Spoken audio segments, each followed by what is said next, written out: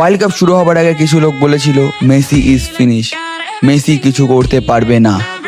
কিন্তু Messi first ম্যাচে এসে হ্যাট্রিক, সেকেন্ড ম্যাচে 2 গোলস অ্যান্ড থার্ড ম্যাচে একটা সুন্দর ব্যাঙ্গার ফ্রি কিক মেরে গোল করে তার হেটার্সদের মুখ বন্ধ করে দেয়। 39 ইয়ার্স এজে এসে মেসি ইয়াংস্টারদের সাথে কম্পিট করছে না, বরং ইয়াংস্টারদের বিট করছে।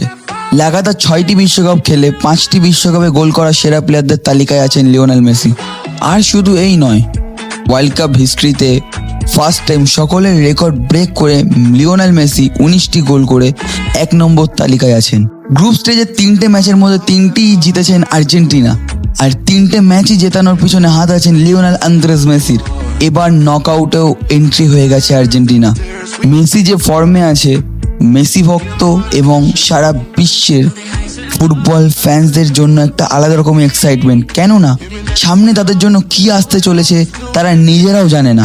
অ্যান্ড রাউন্ড অফ 32-এ Argentina against Cape Verde, Messi কি সেই ম্যাচেও গোল পাবেন? আপনারা সকলে কমেন্টসে জানান।